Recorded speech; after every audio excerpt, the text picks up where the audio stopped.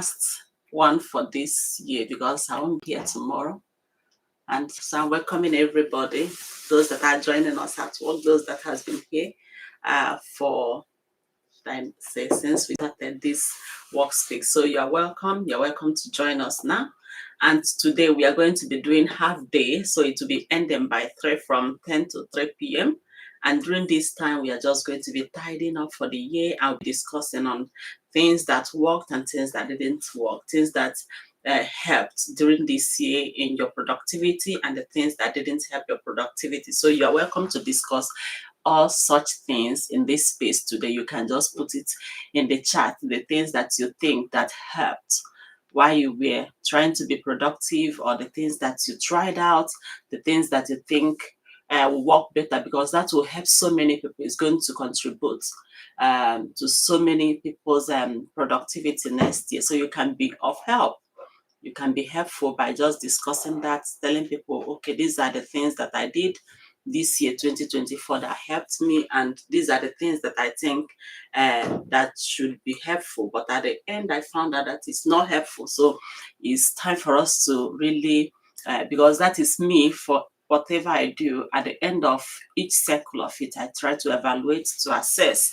And that is very helpful for those that wants to improve. So you look at the things that you have done this year when it comes to your productivity, and the things that you couldn't do, the things that you thought, okay, had it been that I did this, maybe I would have succeeded. And had it been that I did that, I would have succeeded. So there are things that way. And there are some strategies that may be implemented, whether they were just an emergence or they were on papers and they worked. So you can just come and discuss them, put them in the chat. Remember that today we're also following that 50-10, that's 50 minutes of deep work and 10 minutes of mindful break. For me, I'm using today to tidy up the work for the day, to tidy up the work for the year, for the week, and to get prepared for the Christmas. For me, tomorrow is the Christmas, and that's going to run till January, the 1st of January, which would be Thursday. So this week ends it for this year, and the next one will be the Thursday after 1st. So it's time for us to reevaluate our strategies, to check the things that work, to check the things that didn't work. What are the things that you did that helped? What are the things that you did that did not help? What are the things that you can advise others to do, those that wants to be productive? What can they do to improve? And what can they do to succeed? And the things that you will say, oh, don't even go there, don't do that, because me, I thought it's going to help, but I found out that it did not help. So it's time for us to look at those things. They will be helpful for us to find out if they worked and if they did not work. For me, I'll also be telling you the things that I think that worked. The things that did not work, also I will also talk to you about it. Some of the strategies that I used that worked, some of them that did not work. So they are the things that we'll be looking at today. It's quite important if you're going to improve. So you need to look at where you fall, where you made mistakes, where you did not achieve your aim. So those are very important in productivity. So today, remember, once it's 10 minutes after 10, we are starting, because we do the introduction every time we are in this space for 10 minutes. Then after the 10 minutes, we go into a deep work. After the deep work, then we chat.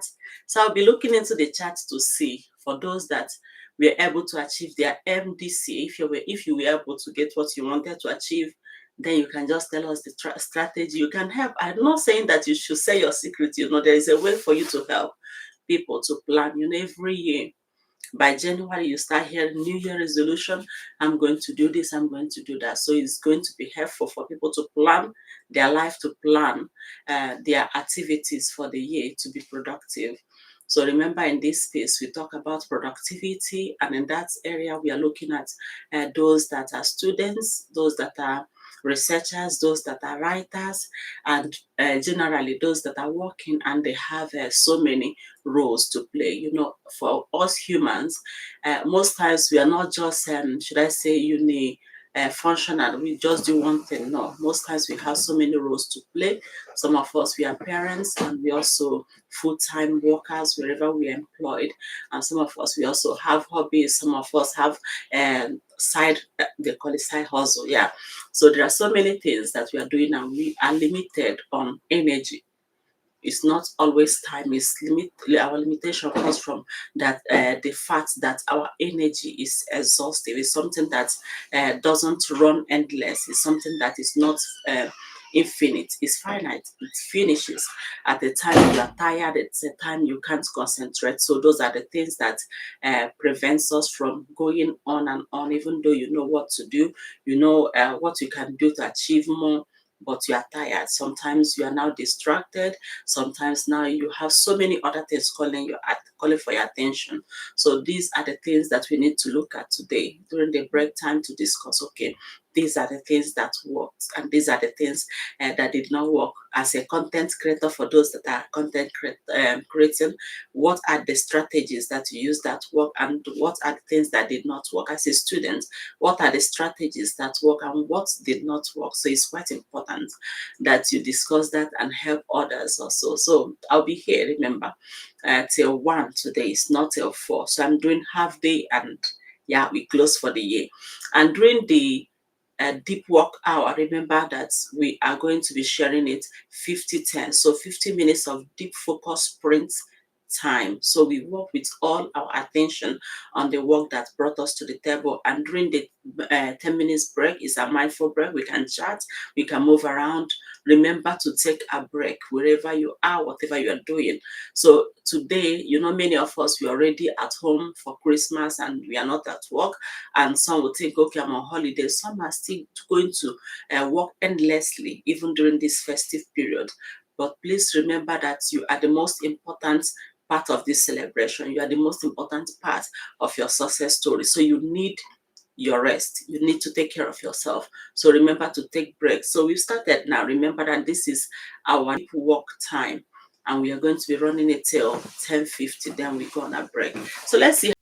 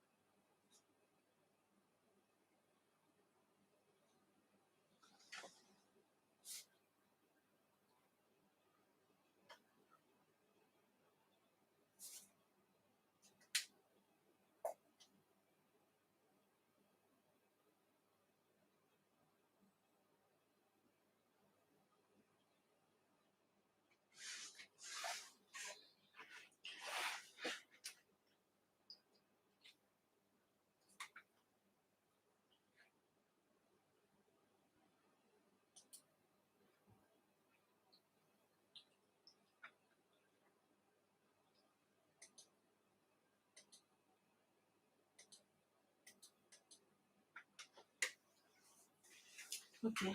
So we've come to the end of the first section, and this is a mindful break time. So you can go for your break, you can go walk around, or maybe just you sit and let us discuss. If you have anything that you want us to talk about, you can put it in the chat. I'm not an expert of everything, but I want you to talk about productivity, how to improve your output, how to improve your grade as a student, how to improve your writing as a writer, how to improve your outputs, your results in general.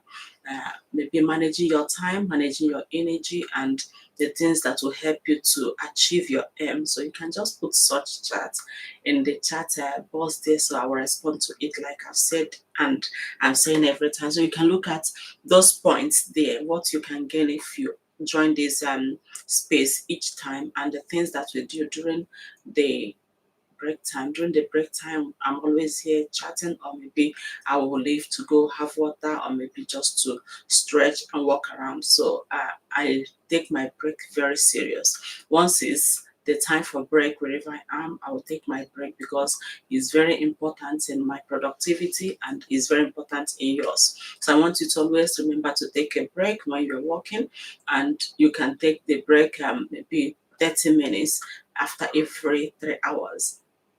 You can also take it 5 minutes after every 25 or 30 minutes of deep work. And it's going to really help you, because it's going to improve your clarity, and it is going to improve your focus. It gives your brain the time to process. So it's quite important that we do that. So I want you to remember to take a break wherever you are today, even though it is just half day. You know, some people say, hey, it's half day, let me just finish this, or let me finish that. And before you know it, they are struggling, and before you know it, people are making mistake, or they've lost focus, or they are distracted. So those things doesn't help. It's quite important that you learn to take a break. So today we are looking at the things that we are doing, the things that you have done that worked, and the things that maybe the strategies that you applied in your studies, the strategies you applied in your work time, in your workspace, and it worked out for you. You can talk to others about it, and you can also talk to us about the things that didn't work, because it takes a very wise person to find out that this did not work, and this is the reason why it did not go the way I wanted it to go. So it's quite important to us to learn from each other in this space, especially for students and researchers. You know, where I'm where I'm being very specific about it is because these are the work, these are the things that are time bound, and it's quite expensive being a student. You pay a lot of money being there, and you are spending your time, which is a big money on its own. You know, time is resources. Time to me is life, because what stops when somebody is no longer there is that person's time. It's not the time of everyone. So we should take our time serious and spend it the right way. So we are talking about the things that we do that has hindered us, or the things that did not work for me. What really went well is working using simple routines. And I don't know for others, if you've tried it and it worked, or it did not work for you, you can just put it in that chat, so we look at it. Using simple routine, and having clear goals, planning weekly and breaking it down daily, then within each day, time blocking it. That is very helpful.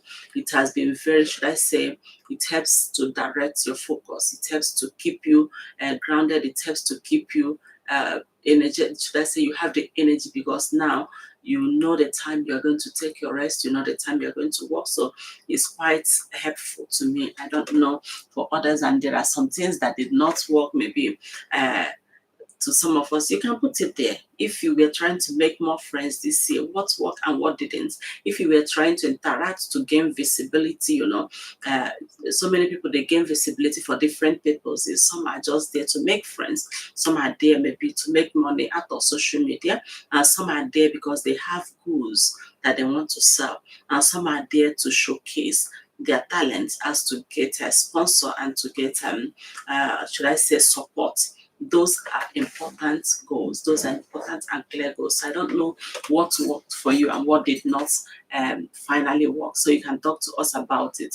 But I'm going to be talking specifically while I look through the chat to see if there is anything dropped in the chat. I'll be speaking specifically on things that has hindered or things that limits productivity. So you can think about it, so you can put it into consideration while making your New Year resolution, while planning your New Year, while planning how you're going to achieve next year. So you look at those things critically, because they are very critical in your success. They are quite important that you know them and name them and maybe write them down and understand them deeply. That is going to help you to make progress next year, because this year we still have some days, and that those days, they are not there just for nothing. You can still achieve a lot within those days remaining in this year.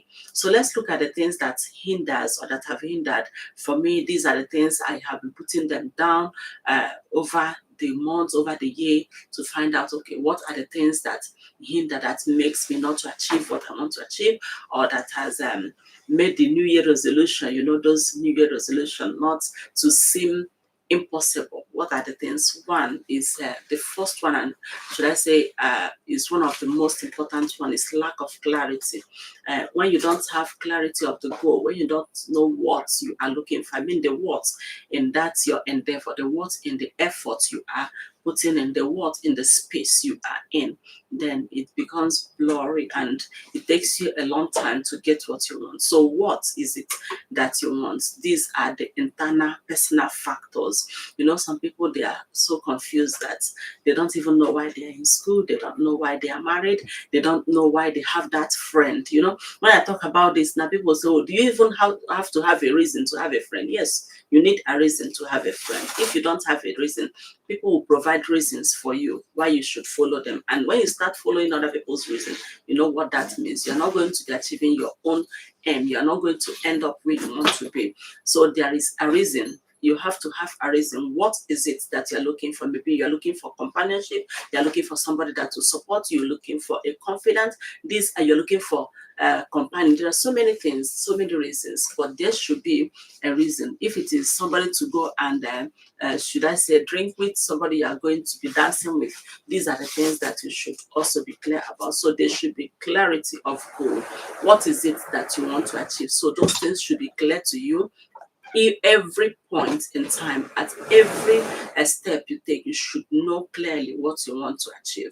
And too many priorities is something else that is something that I want to also discuss, because so many of us, we have so many things that we are doing, but if you have too many priorities, all of them are competing for your attention, they are competing for your energy. And these two things that I just mentioned now, they are limited. You can't have endless energy. No matter what you do, no matter how you eat, no matter how you exercise, you need time to rest also. So you have finite energy. So let me just say, when you have too many priorities, you are called on every corner. You have to look this way, you have to go that way. So that will end up making you to have scattered effort. So if you have too many priorities, you need to try as much as possible to streamline it during this time. Look at it, what really matters, what is important to me, what will contribute to the end goal that I want to achieve, and what is not urgent. So you need to know if they are urgent, all of them, because they might all be important, but they are not all urgent. They don't need to be done. They don't need a completion time at the same time. So you need to prioritize strictly. I mean, like as if it's a medical condition, you need to prioritize strictly. So scattered attention, scattered efforts won't help you to be productive. Another thing is no defined step. If you don't define your next step, some of us, we are here and we don't know what we should be doing the next 1 minute. We don't know what we should be doing the next 2 minutes. We don't know what we should be doing tomorrow.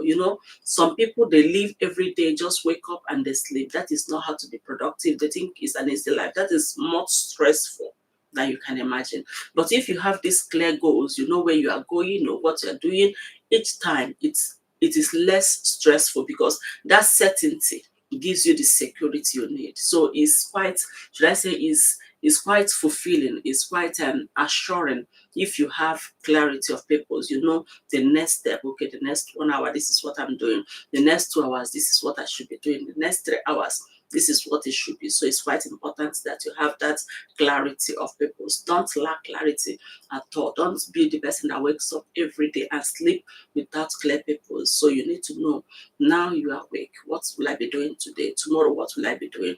And you should have those plans, not just daily. The plans should run weekly. Then you break that weekly plan down into a daily, then you time block daily. And if you have a big goal, like what you are going to achieve in 3 years, 4 years, you should also have a Gantt chart. You should also plan it, have a planner, and break it down yearly. Okay, this year this is the target, next year this is the target, and that's how to go about it. That is how to achieve your aim without stressing, without losing track of what you are doing. So it's quite important to us. Remember, we are on our 50-10 Pomodoro section, and this time we've ended the mindful break. It's our work time again. So we are going back to work to put our mind, our focus, and please remember to reduce distraction and maybe tone down every notification, those things that cause your attention, and let's focus on the work at hand and see how much we achieve before 11:50.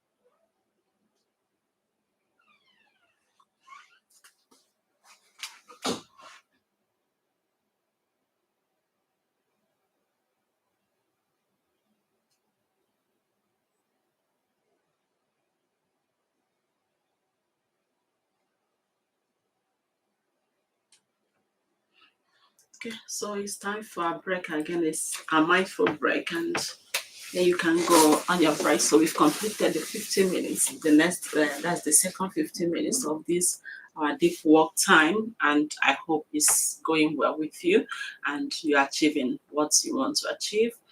And see if you want to listen in to what we are talking about, which is the factors or the things that has hindered or limited our productivity. You can just decide to sit back, or you can go for your walk around, stretch. And please remember that today we are doing just half day, which means it's not going to get till 4. We are going to be ending it once it's 1 p.m. So that 1 p.m. is our time today. And if you are joining us, please do well to join us, and please make it a date with us, and you can put your chat, whatever you want to ask about how to improve your productivity, how to study the right way.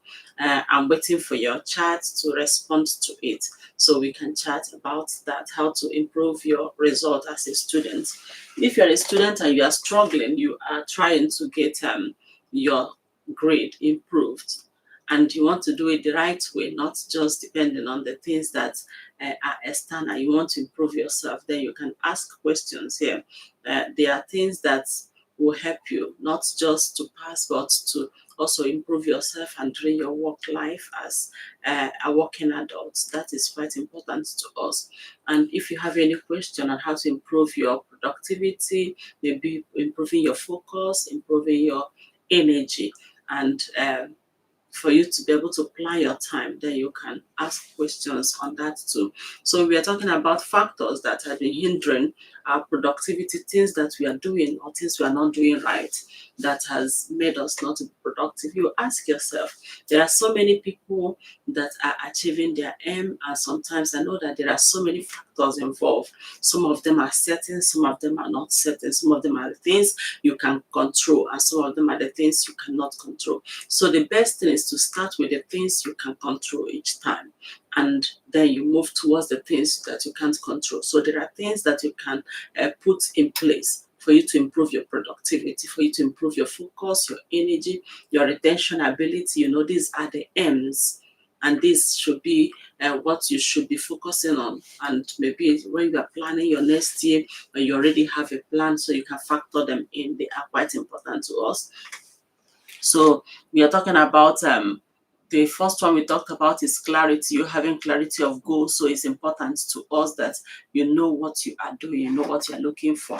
And if you know what you're looking for, you should also know why you are looking for that. Is quite important, because that is what will keep you going, even when it is not conducive, when it is easier for you to give up. It is just easy for you to give up if you don't know why you are looking for what you're looking for. It's quite easy for you to join others and do what they are doing. Maybe those that are using their AI now to write their exams, to write whatever they are doing. So it's easy for somebody that doesn't have a clarity of purpose to join them and do that without knowing why they are doing it. And if your aim is to improve yourself, you see that that aim is already defeated.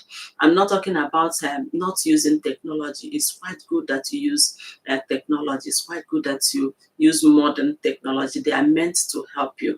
They are meant to serve as a tool, but they are not meant to be a mental crutch. They just like if you are a writer, you can do your writing. You can use an editor to do the editing. You can use an artist to do the illustration. But when it comes to just advertising your book, you are not going to start doing it yourself, going from one place to the other. It might not be helpful. It might be time wasting. You can use professionals, and you can use the AI also to get some posts done and to send out. Those things you shouldn't feel ashamed of it. So what you should just do is to be transparent enough to let people know, okay, this was humanly written, humanly illustrated, and maybe using digital or any other technology to do the for storytelling for the adverts. So those are the things. It should be a support. It should be something that you use to support and to use as a tool to enhance your work, but not as a mental crutch. So let's look at the other factors. Another thing that you should also look at is low energy. If you have low energy or you are already burnt out, that will also hinder your productivity. That is going to affect how much you're going to produce. Many of us don't know how exhausted we are. Some of us, we only know we are exhausted when we are already in the bed. You see yourself, you're looking so tired, you're looking so spent. So that is not the way to go. If you're always exhausted, it's time that you look at your work rest balance. It's time for you to look at how you are spending your time. It's time for you to look at what you are giving your focus and how you are planning your day. Because if you are exhausted, you see that you have fatigue. Some of us, you wake up in the morning, you're already tired. Some of us are emotionally exhausted. When you have so many, should I say, complication, maybe relationship-wise, you have so many things that are tugging at your emotions. So that will make you not to concentrate, and maybe you overwork yourself without rest. Some people, they work at a stretch, they work from morning till night, and they think they are doing the right thing. No, that is going to reduce your productivity. No matter what you do, it's going to reduce how much you are going to achieve, because once you are tired, you see yourself, you are no longer able to concentrate, you are no longer able to focus. And once you are tired, it's okay, let me finish this. Oh, it's just remaining small. Oh, it's almost the closing hour. There are so many reasons why people continue working even when they are tired. But I want to let you know that that doesn't give you the results you want. One, it is draining you physically. It is making you to lose your focus. It is making you to not to be smart in taking decision. Your decision taking and making ability is being reduced. So it's not something you should enjoy. Some people, they wear it as a badge to show that yes, that they are hardworking, but exhaustion is a sign of not managing your energy well, not managing your time well. So look at yourself and see if you're exhausted. Check if you're taking enough rest, if you're taking enough break. Remember to take short breaks in between work. It's very efficient. It's very efficient. When I'm talking about efficient, that means we're talking about output. It's very efficient for you to take short breaks. So take short breaks in between time and just relax to gain your energy back, to regain your focus, to regain your productivity there. Then you can start going on. For every 50 minutes here, we take a break of 10 minutes. Some will take a break of 5 minutes, every 25 minutes or 30 minutes. That is something you should also consider. And don't work at a stretch. For every deep work that you have done for 3 hours, I mean, you might think you are still going on, but the curve is already facing downward, which means you are losing more than you are gaining, and your productivity is reducing. If you were producing maybe 100 maybe output in 1 hour, then you see yourself, you're still producing. But when you look at it, it will go from 100 to 90 to 80, and before you know it, even to negative in some cases. So it's good you take rest, you take breaks. It's quite important. Another thing we should also look at is fear and doubt. So many people, they are in doubt of their ability. They lack the, should I say, the confidence to go on, and they are afraid of what people will say, afraid of criticism, perfectionism, and comparing themselves to others. If you are that person that is doing that, that is draining. That is quite not healthy for you. When you are always afraid of what they will say, yeah, let them say. You have to do what you can do. Once it is not an illegal thing, you should just do it. The boss, they will say is, oh, she doesn't know how to do it right. Oh, she would have used that. So you are learning in the process. It's important that you learn in the process. If you don't ever want to start because you are afraid of doing it wrong, you will never start, and that is how many ingenuity in life will go wasted and never see the light of the day. So it's good that you try it out. It's good that you just put it out there. Let them criticize. Let them say what they want to say. And if you want it to be perfect, let me tell you, there won't be any perfect thing on earth. There is no perfect human being. There is no perfect thing on earth. No matter how you do it, there is always room for improvement.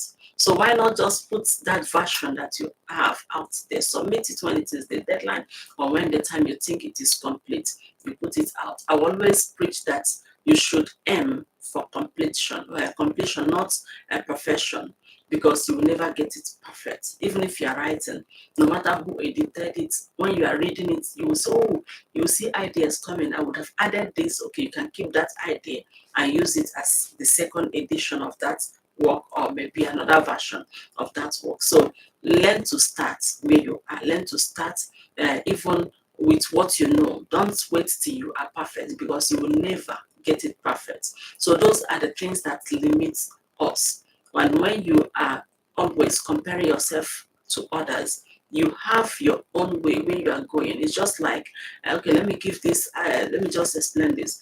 If two of us, we are going, and you are running, and me, I'm crawling, the other person is even sitting, we might be carrying different things. So if the person that is carrying egg is running like the person that is carrying a stick, you are going to lose more than he is achieving. So you don't need to compare yourself to others. Compare yourself to yourself each time.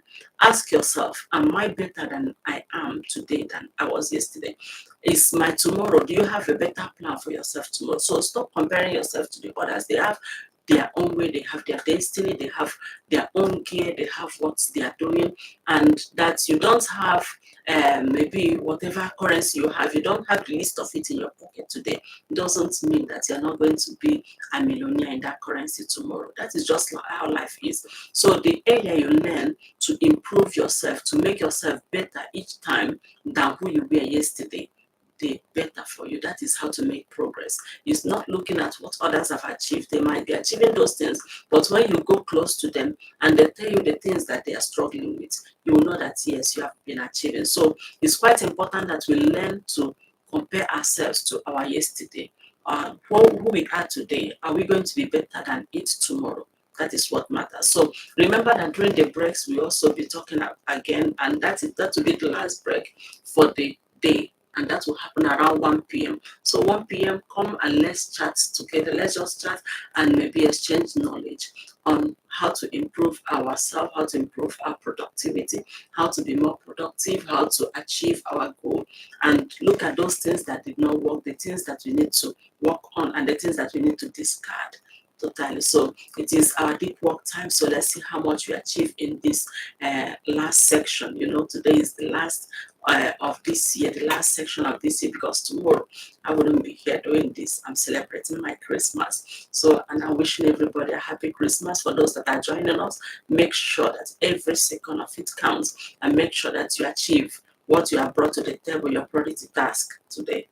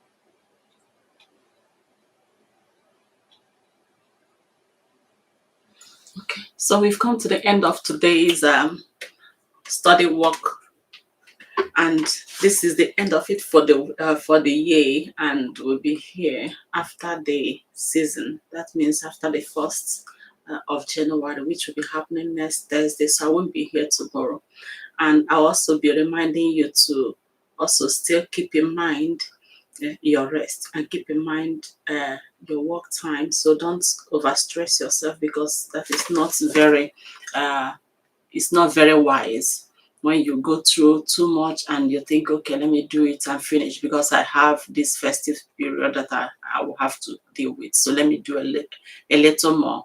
A little more can actually cause more harm than you think. So take rest when you ought to do that, and please, as much as possible, remember that clarity is the key. You need to be clear on what you want to achieve. You want to improve yourself, you want to achieve a certificate, you want to achieve a certain goal. You need to be clear, and you should be able to divide it into manageable chunks. You should be able to share the job and time block, which means you put time to each of them, is quite important. And remember that as a researcher, there are things that you should also bear in mind, that you don't exhaust yourself or maybe overeat or whatever you are doing. Bear in mind that this is not the end of it.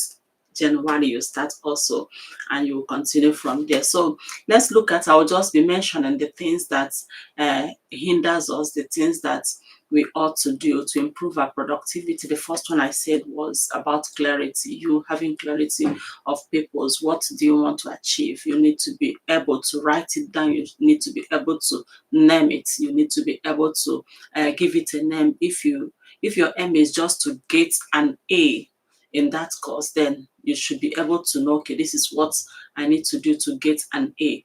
If the aim is to improve yourself, to learn the skill in that particular course or model, then you need to also put your mind to it. So you need to be able to specifically state what it is that you want to achieve. And then you need to learn how to manage your energy. You don't give your energy to if you have too many priorities, you have too many tasks, and you are not dividing the task into manageable chunks, you are just going from one job to the other, you'll be paying some compensation, you'll be wasting time in between jobs. It's just like driving 300 cars in the same day. You take this one to from point A to B, and you come back to pick another one from B, from A to C, you pick another one from A to D. You're wasting a lot of time. And if you have to take the first one from the A to B, and you have the destination, it's always good that you maintain the momentum, you maintain the speed. Because once you stop to come and pick up this, you need to slow down whenever you want to start. So time blocking is a better term when it comes to productivity than multitasking.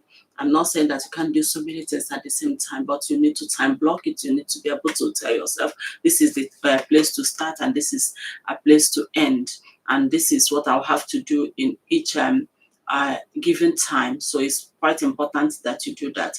Another thing is internally, some of us, we want things to be perfect. We want to compete with others. These are the things that will affect your productivity, because you don't have the same destination with every other person. Even if two of you started the same course, you were doing the same subjects, two of you don't have the same aim.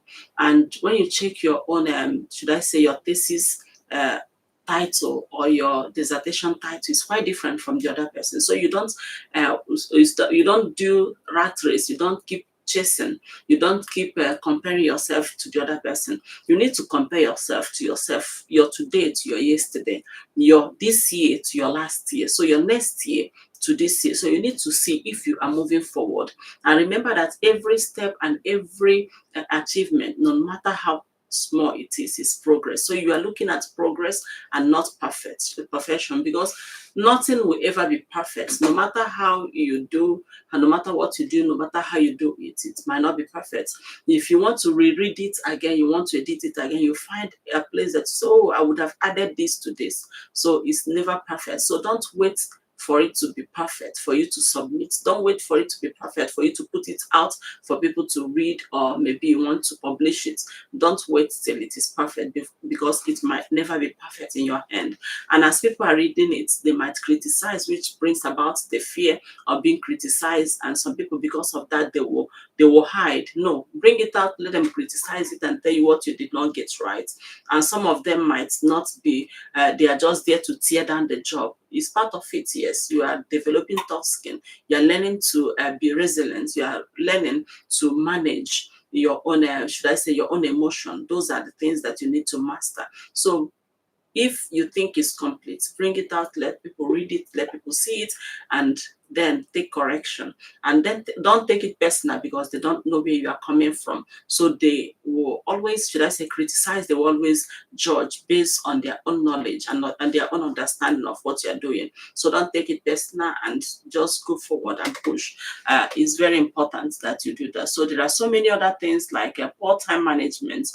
Some people, they don't have any routine. They wake up every day, they sleep every day. So it's just like, should I say, a rolling routine. Every day is the same for them. So that is not how to be productive. You need to set up simple routine. It shouldn't be a military regime. It's not something that should be enforced that you must do it. But those simple routine helps give you structure. It helps direct you. It helps you conserve energy. It reduces the time wasted between tasks. It's very important. So, and please avoid overcommitment, especially for those of us that will be too happy during this season, and you agree to everything that they are telling you. Oh, can you help me do this? Yes. No, by February I'll be doing this. Are you coming? Yes. You are overcommitting yourself, and at that time you see yourself getting stressed. So overcommitment is another enemy of our productivity. And when you underestimate the task, when you underestimate the time the task is going to take, you need to look at the task you have, and when you start dividing it into manageable chunks, that's the time it will reveal what it is. If you start saying, okay, between this time and this time I will do the introduction, I will do that. So with time you find out how much time is going to consume. Don't just sit down and say, oh, I know I will achieve it. No, don't bother. That once I start, that will lead to rushed work. Then you start rushing, because now you were thinking it's going to take you 2 days, only for you to start, and now you are seeing that yes, it's going to take 6 weeks. That has happened to me also, because when I looked at it, okay, the corrections they sent, I was like, oh, it's something I can finish within 1 week. So I was estimating, okay, within 1 week, I should be able to do the proofreading. I should be able to add the corrections, make everything I need, and submit it. Only for me to start, when I started the time blocking, now I had to, okay, to, should I say, separate and demarcate the work based on what they requested, and then assign time to it. Then I found out that this is going to take, even if I'm going to be working 6 hours on it every day, it's going to take me not less than 2 weeks. So then I knew that yes, this is not a work I will be able to finish, because I have other things doing. So I had to request for an extension and got like 4 weeks to get it done. So it's always good that you don't underestimate the time the job is going to take. Another thing that will affect your productivity, if you are planning to improve yourself this, if you are planning to make a plan for next year to improve, to get things done, to achieve a lot next year, or maybe the remaining part of this year, it's still a long time. If you calculate every 24 hours in each day, we still have so much hours left for this year, so you can still use it to achieve so many things. There are other things that you need to also look at. Those are environmental distractions, environmental factors.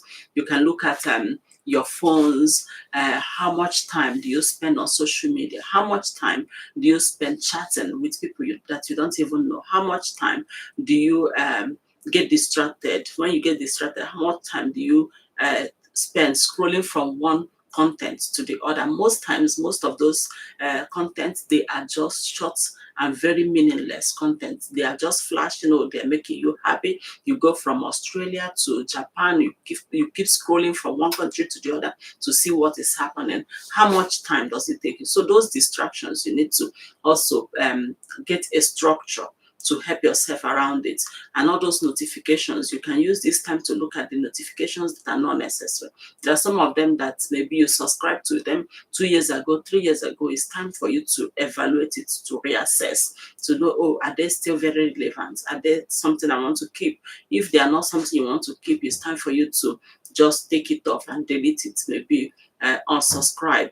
And there are noise and clutter spaces. Maybe if you don't have a good working space, that can actually delay your work. It can actually delay, should I say, affect your output. So you can go and look out for spaces that you can work in. If you are a student, there are so many spaces in schools that you can work. There are hot desks. There are some offices that you can go. You have library and you have reading rooms. I know that those things they exist, but so many students don't know that they exist. So you mustn't stay at home to do your work. You mustn't stay in that clustered space to do your work. Because once you are in a cluster space, you see yourself struggling. You might think, okay, I'm still moving on, but a cluster space has a way of interfering with your attention. It has a way of distracting you. So it's important that you get a good space for work. So go to school and ask for space that you can work in. That just talk to your academic advisor. If you have one, your supervisors, you can tell them, oh, I don't have a good space to work at home. They are going to make that provision. They are going to show you a place to work. You can actually go to the library. I know that most libraries, every library that I know now, they have reading rooms, but you need to book in advance for some of them. So you can go book the reading room. Some of them you can book for 6 hours. Some of them you can book for 3 hours. Some of them you can book for as long as you want. You can book today and book for the next day. You can book the ones that are for groups. You can book the ones that are just solo, the ones that you can use alone or maybe shared space with others. So you need to ask your librarian. They will let you know what they have on offer, and they are free if you're a student. So there is no need for you to work from home or from a cluster space. So you can go to school and use hot desk and all those spaces. They are there for you. And when you are in an open space, a well organized space, it makes you to work better. So you don't end up with broken concentration. You are working, somebody's walking around, you're working, somebody's playing music. Those are very distracting. So you need to work on that too.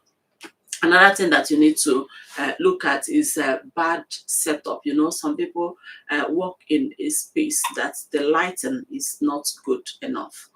I can still remember back where I did my second master's, you know, in that space, even within the same house, the place that have more lighting, you pay more, you pay higher. If the sun enters the room from the morning, that determines how much you're going to pay. You know, they've already mastered it, that this is how it works, and it's quite important that you have enough light when you are reading, when you are working. Are you in the office? You need to have enough light. Some people might think it doesn't matter. It matters, because now you're straining your eyes, you have a lot of difficulty, and it's not even comfortable if it's not well lighted. So it's good that you get a well-lighted room or well-lighted space to work in. Another thing is uncomfortable sitting. Place.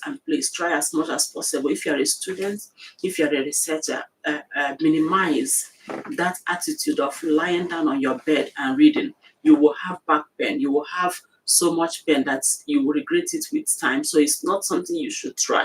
Try as much as possible to get a comfortable sitting, like you get seats. Some of them you can even get the second hand, the ones that have been used. You can buy from from the ones that the school want to dispose. Some of them are free even. When you go through Facebook, what do you call it, markets, and all those markets, you will find some of them that are free, and some of them are cheap if you want a new one. So you can get a good comfortable seat that will support your back. It will support your backbone. So you sit, and when you sit, make sure that you are comfortable enough, that your back is touching the back of that. And you know, some seats are meant for reading, some seats are meant for gaming, some seats are meant for what do you call that, for just relaxing. They are not, they don't do the same thing. So you need to get the one that is meant for the job you are doing. It's quite important that you get that. But for students, I will encourage you to stop reading from your bed for a long time. Some of us will lie down and we squeeze ourselves that we are reading. When you go through that, you see yourself struggling with time. You start having back pain, you start having chest pain, and you don't know what is causing it. It's because of the wrong posture while you were reading or when you were doing your research or trying to write. So as much as possible, get a nice seat. If you can't afford it, you can always go to the school. Most school, they will support. Most school, their library is they open like the one I know, they open around 7, some of them open 6, so they will stay till 10 p.m. That's enough for you to do the job that you want to do. So you can go to the library, you can go to the school offices, the hot desk, and those places, they will always make sure that you have a comfortable and the right seat for such work. So it's important that you look out for yourself, look out for your health. And another thing that might even, should I say, reduce your productivity, that will limit you, is lack of tools, or you are using the wrong tools. If you lack the tools or resources to do the work you're doing, if you were supposed to be writing, you don't have a pen, you know what that means. If you were supposed to be doing your research and you don't have a laptop, that is a big limitation on its own. So there are so many ways you can work around that. If you're a student, you can go to the school, just meet your advisor. They will provide one, maybe the one that you can just sit on a seat there and work and you leave. You will have access to one, and you can actually save up for it and get yourself the right tools. Get yourself the right tools for writing, for reading. Get yourself the right tools for research. Get yourself the right tools for organizing, and maybe for planning your activities and your tasks. So use the right tools. If you are going to be making mounds, maybe let's just say you are going to be cutting a tree and you go there with a spoon, you know what that means. And most of us, that is what we do. We are going there to read, we don't have the right tools. We are going there to do research, we don't have the right tools. You don't know the thing to what you use, the software to use for your referencing. You don't know the softwares to use for your formatting of your work. Then you suffer. You put a lot of effort to achieve what others achieved just with the click of the mouse. That is not right. So if there is any way you are struggling around that area, you can ask questions. I'm here to answer. You can put it in my DM, ask questions, but please, if you are going to be in my DM, if you are going to be writing me any private message, make sure that it is related to what I'm saying here. Don't go asking all those ones, that because I'm not going to look at it and I'm going to block such person. So ask questions on the right tools, maybe the tools that you need for your research, the tools you need for your referencing. What can I use for my formatting? So those are the things that I will answer you there. So another thing now that we are looking at is organizational or structural factors that can hinder your output, that can hinder your productivity as a person. As a later, I'm going to talk to writers separately and talk to students separately. Excuse me, let me have a drink.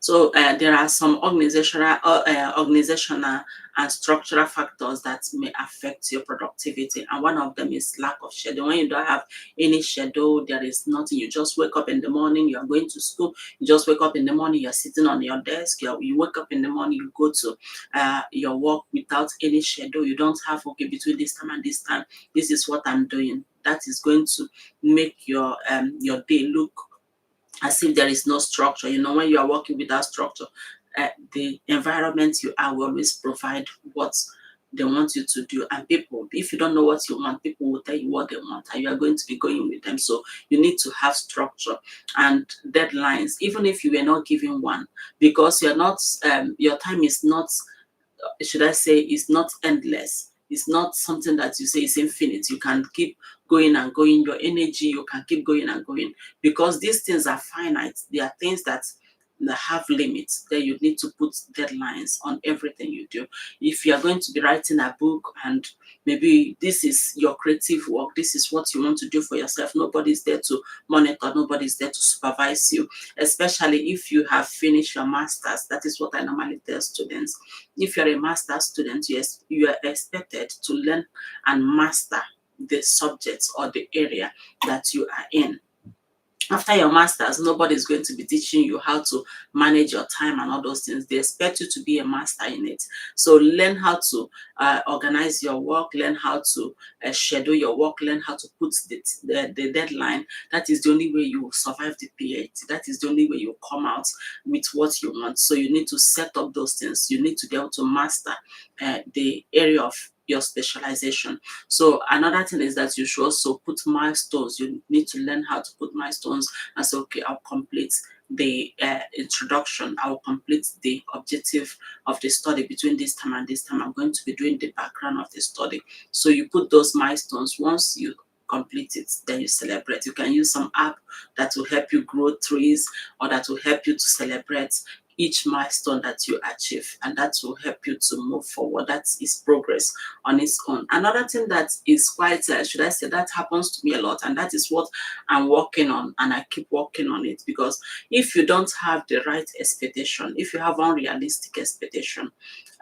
it is quite overwhelming sometimes, and that is one of the factors that we need to work on. Is one of the factors that people struggle with. If you are somebody that when you set up, should I say, your objective, it is very ambitious. Being ambitious is very good, but you need to check the time you have also and be realistic about it. So unrealistic expectation can be overwhelming, and from there it will make you less productive. When you try to do too much and too fast, you want to do too much things, you have too much to do, you want to you are doing a course, you are doing should I say, a degree that should last you for 3 to 4 years, and when they look at the objective you have, even in 10 years you might not be able to achieve it. That is what it looks like when you set unrealistic expectation. So it is overwhelming. You see yourself trying to do too much, you are handling too much. By the time you know it, you are losing track of the workload. You are trying to gather this and that. So you need to learn how to set your objective to be smart. You need to learn how to set achievable objective. And chasing too many trends is something else that I need to talk about now, especially to researchers, especially to those that are looking for visibility.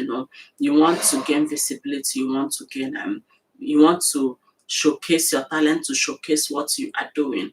But now you are chasing trend. Oh, if they are not doing it this way, you go that way. Yeah, they are not doing it this way, you go that way. What you will get at the end of it is frustration and burnt out, and you will lose something very important, which is originality, because you are not them. You should have your style. So those trending things, is it yours? Is it your style? Does it tell anything from your own voice? So that is what you need to also look at. So it's very important that you don't go about chasing trends. Once they change, you change. That is very frustrating. And I don't want us to start measuring, should I say, success incorrectly. Some of us, we do that a lot. You have achieved what you set out to achieve, but you're looking at what others achieve, or what they told you that is the benchmark, what they told you that this is what it should look like. Sometimes those things are measured incorrectly. Some of them are not success. Some of them are not what it should be. You should measure your own success. You know what you wanted to achieve, then go for it. You wanted to improve yourself, you should be able to interact with others, and then you went to the social media. Now you're able to open your camera, you can speak to others, you can teach, then you've achieved it. Now where it gets tricky is because now you've opened your camera and now you can speak to others. Now you see those that are speaking like you are doing, maybe they started the same time as you and they are gathering crowd, maybe 200, 300. You don't know if they paid for the crowd, and now you are losing sleep over it. So it's going to cluster your mental space, is going to make you very frustrated. So learn to measure your own success, learn to know what complete and progress means for you. For every milestone is very important, because once you start being emotionally overwhelmed, you see yourself procrastinating, you see yourself being afraid of what others are saying, and that is not helpful for your mental space. It's not helpful for your own productivity. So now let's look at external factors, things that can hinder your output, things that can hinder your moving forward in life, things that can make you to sit back and things are just moving. Some of them are external, they are not from inside you. which we are talking about now, we look at life responsibility. They are not something that you cause. You have responsibility as a parent to take care of your children, and whether you like it or not, if anything happens and there is changes, you are bound to change. You are bound should I say, adapt to it. So those things, they will affect the way your output will go. Or maybe some of us, they might, you see, some people became doctors, or maybe they became nurses because they had sick parents or they had sick child. You can understand what I mean. Those are external factors. So they are life responsibilities. You have family obligation.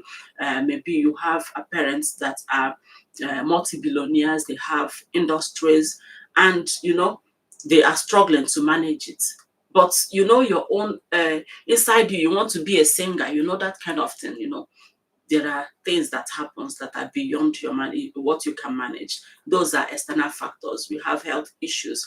Let's just say you started a work, you started your degree, and you fall sick, or maybe something happened in between, or somebody, a family member was sick.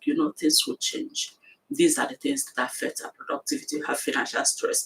But if you are a student and you are going through financial stress, there are so many help that are out there that people don't know. I was discussing with a younger person the other day. He was like, okay, once I finish my secondary school, I will need to work a little, then get money.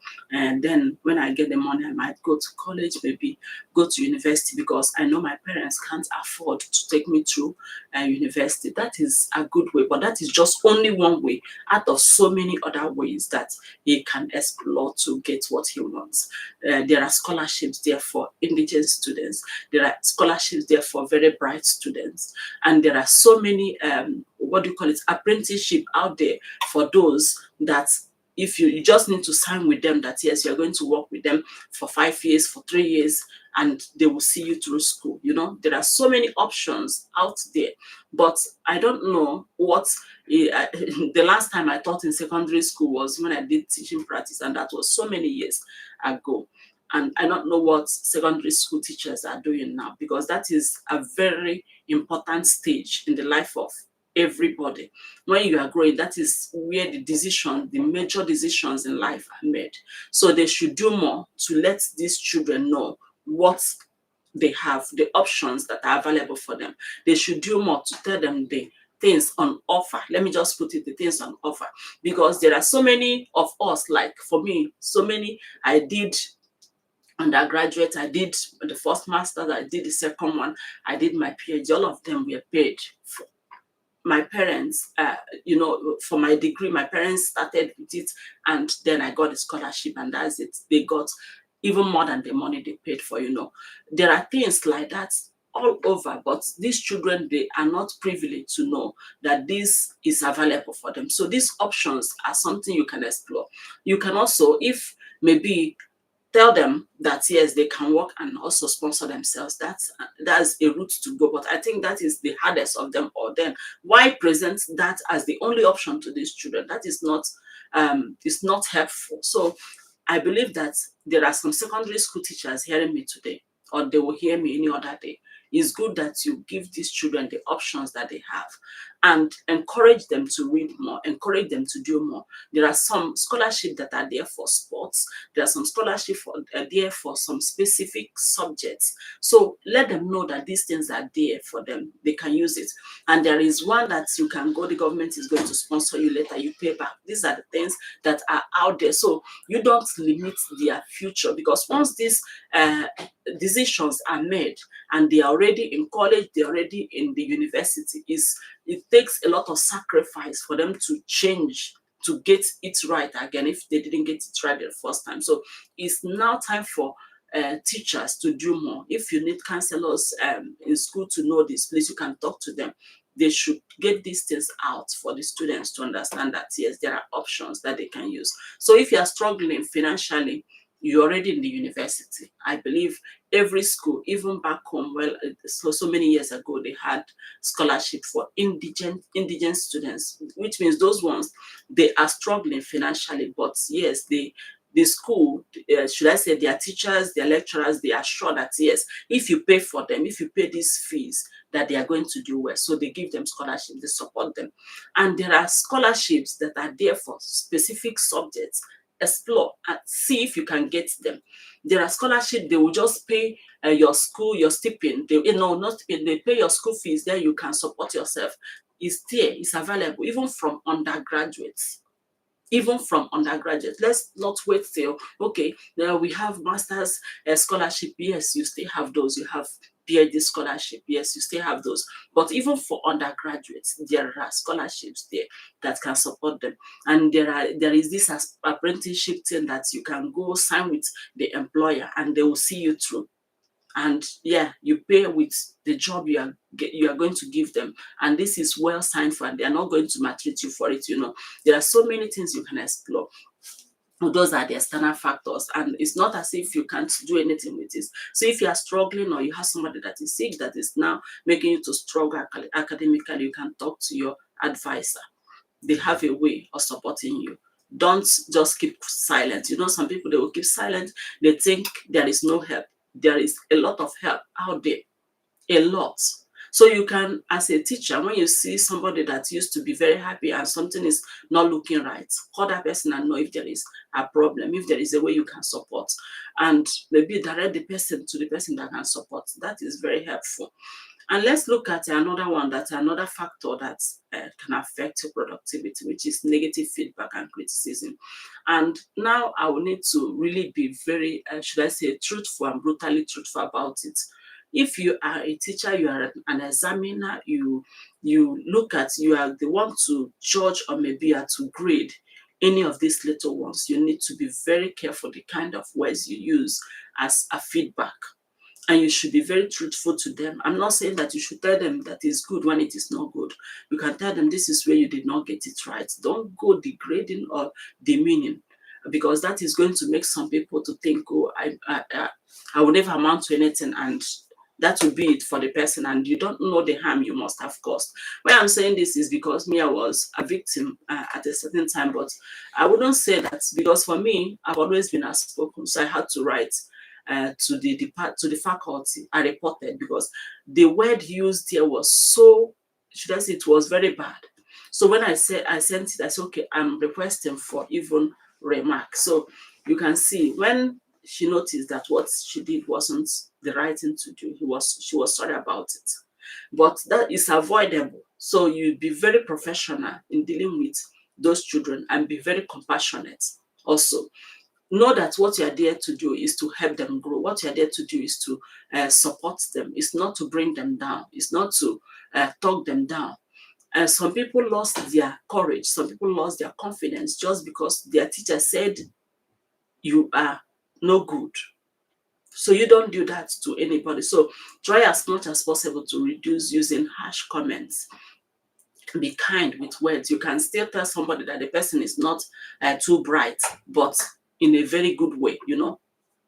Yeah, you can do that.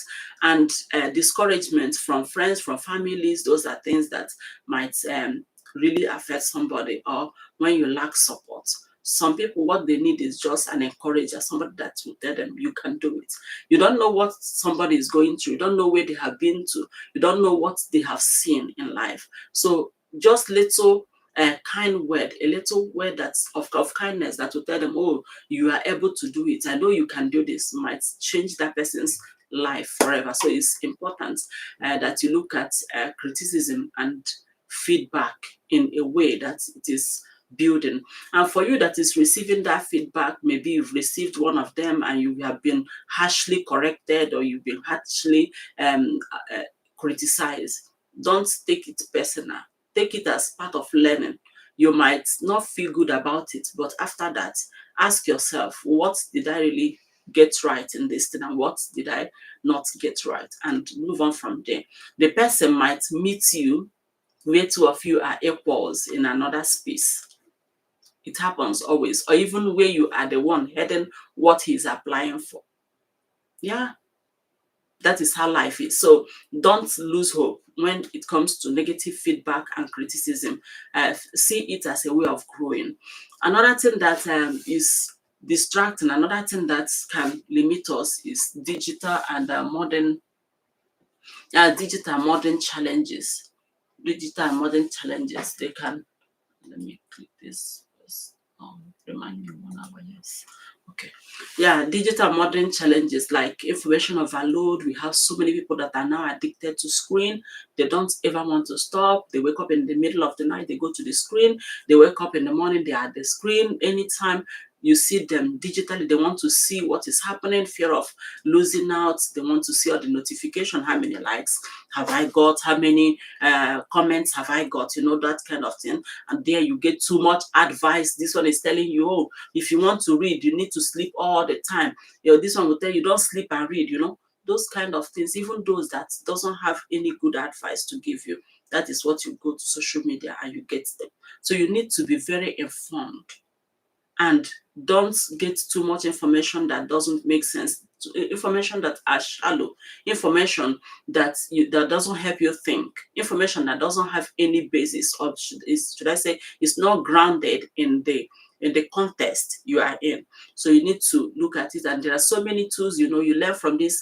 You're learning this to use this software. The next time they'll tell you, oh, that one is now old, you need to improve it. There is this one they are using now, you start learning another one. That is it is tiring, and it is time consuming, and looking at constant updates. So let's look at something that is really, really important in this age we are in, especially for those of us that have TikTok accounts. You must have heard that thing that they call algorithm. Sometimes it sounded like it's a human being, even that the algorithm doesn't like this algorithm. Training your mind now how to think, or what will I do. I will offend the algorithm. What will I do? And the algorithm is going to push it up, and people will see me, and then I will get so many all this algorithm pressure. For now, I'm talking to those that are into content, and you are chasing visibility. You are post anxiety. Oh, I must post every day. I must post every day, even when you don't feel like it, even when you don't have any inspiration, when you don't have any meaningful content. You are being pressurized to do some certain things. So you need to watch it. That is not productivity. That is not going to give you what you want. You need to have your own ingenuity. You need to have your own style. And for those being thinking, oh, I'll be left out if I don't join them, even when you are not feeling to where you want to come online, that is not allowed. It's not something that you should do. You should take care of yourself. You should be happy within yourself, and you should know why you are there. What do you want to achieve? And how do you want to achieve it? That is what should bother you, not because the algorithm said this. Even if there are so many, it's not only in TikTok that they have the algorithm, they have it in almost all these this thing. Algorithm is just the computer language. How does the computer know what you are doing? How does the computer interpret what you have put in? That is just that algorithm. So there is nothing to be pressured about it. Do what you can do. Don't go doing it because you think you'll be left out, even when you don't have the power to do it. You can always be yourself. You can always be comfortable in your own space. It's quite important. So another thing that you should also do to improve yourself is to learn to avoid perfectionism. Is not helpful. You are not going to be perfect. Nobody ever is perfect. Even technology, they will put it, they say, okay, this one is precision production and all those things. At the end, they will still see some flaws in it. And sometimes you see that after the model 1, you have model 2. What has happened to model 1 is because there is an upgrade, which means it was never perfect. So don't wait till it is perfect. So change that mindset of it is either all or nothing. You can do something. You can do in between it. You can do some things even if it is not perfect. Because if you always wait for you to be perfect to do it all, you will be stagnant. Another thing is that you should stop judging yourself harshly. You are doing better than you think. You are better than so many. And the area you are working on, if another person, that person you are thinking that is moving very fast should be there, it might not be as you think. So don't judge yourself harshly, and don't ignore any progress that you've made, even if it is small. No matter how little the progress is, make sure that you celebrate it yourself. And let's now talk about the writers, those that are writing. I think at this point I'm talking about not only research writers that have publications to do. Maybe you just research and you publish your research because you want to gain promotion. I'm also talking to creative writers, those that you think you get inspiration and you write. So let's look at the things that can hinder you. One of them is waiting till you have inspiration. You know, some people say, I don't have inspiration. Why don't you just write? As you're writing, inspiration might come. It might not be in that area that you're thinking. And if it comes from another place, get your daughter. For me, I have them all different. So I will get a new one and put down whatever that comes at that time. And don't edit too early. When you edit too early, you will still need to go and edit again. So as the inspiration is coming, don't wait till it is perfect. Don't wait till you write the sentence structure or you look at the paragraph. Am I getting the part? That is unnecessary, and that's drafting stage. So keep going. Put your inspirations down. Put everything you are thinking. Put them down. Write them. When you think, okay, I've come to the completion, okay, this is the, should I say, the version, the first version or the first edition. It's okay, this is the end of this one. Then you start your editing. Don't start editing early. As you are writing, the inspiration is coming. You want to go and check if the sentence is correct. You want to go and check if the paragraph is going well. That is how you will see yourself losing that inspiration that you got at that point in time. Another thing is not protecting your writing time. Some people think, oh, I can always write. Protect your writing time. When you are doing your Gantt chart, when you are doing your planning for the day, put your writing time. Protect it. So that time you sit down and make sure that you're writing something, and it helps you to keep going. And don't confuse productivity with you just getting output every time. You might be getting output, but not the right output. It might be a garbage. So you need to think deeply. You need to get the right feeling. You need to get what you want and get it complete. Then you post it. If it is posting, don't go posting every day. Some people, they are dancing every day just to post. They will come out, they will do this way, just to post, you know. Is that what you want? If that is what you have been wanting, then it's okay. But if you're just posting because you want to post, then you're getting something wrong. So let's look at let's check. The final check. What I want you to take home, what I want you to bear in mind, what you ask yourself during this time, if you want to reevaluate, as to make plans for the next season, to make plans for your next work sections, you need to ask yourself, what drains my energy the most? What takes my energy away? What is it that takes my energy most times? Is it your family? Is it your income generating activities? Is it the interactions you have on social media? Is it the interruptions because you didn't have a plan? So you need to ask yourself, when you wake up in the morning each day, maybe you think back to 3 days, where did I spend most of my time? Where did I put most of my energy? So another thing is to ask yourself, what distracts me often? What is it that if I'm focusing, that my mind will go to? Ask yourself that question. And what fears show up before I avoid work? What will make you to avoid some work? You know, procrastination is okay, I will do it. What happens before then?